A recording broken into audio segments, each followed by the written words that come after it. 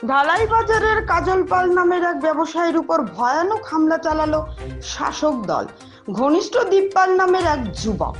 শুধু কাজল পাল নয়, তার স্ত্রী অর্চনা পালের উপরও হামলা চালিয়েছে সে। এক ব্যবসায়ীর উপর এ ধরনের হামলার ঘটনায় এলাকা জুড়ে তীব্র চাঞ্চল্যের সৃষ্টি হয়েছে।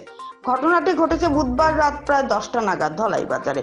এদিন কাজল পাল বলেন, তার পরিবারের উপর হামলার জন্য তিনি ধলাই বাজারের বাসিন্দা প্রয়াত স্বপন পালের পুত্র দীপ পালের বিরুদ্ধে ধলাই থানায় ইতিমধ্যে অভিযোগ জানিয়েছেন। এদিকে কাজল পালের কন্যা বলেন, গত কয়েক মাস থেকে তাকে উদ্দেশ্য করে অত্যন্ত আপত্তিকর বাজে বাজে কমেন্ট করে আসছিল দীপ পাল। তার উৎপাতে রাস্তাঘাটে চলাফেরা দায় হয়ে দাঁড়িয়েছে বলে জানান কাজল পালের কন্যা।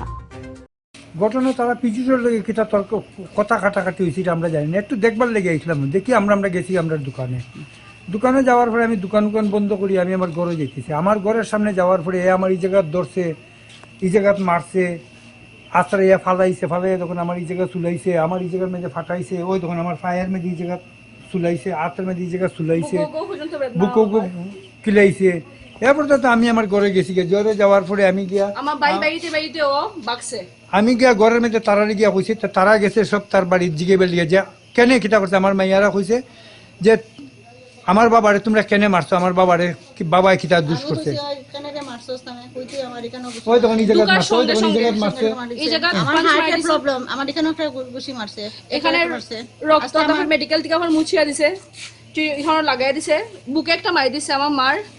এখান থেকে তো হার্টের তো প্রবলেম, গুয়াহাটি আমরা ডক্টর দেখানি হয় 3টা অপারেশন, কিন্তু হে পেটে পর্যন্ত মারছে হে ঘরের মধ্যে। এরপর হে বেল্ট দিয়া বার হইছে ঘর থেকে মারবার লাগিয়া। এরপর আমার ছোট ভাইরও চেষ্টা করছে মারার লাগা, বাট ডিসটেন্স বেশি আসতো দিকে ও মারতে পারছে না।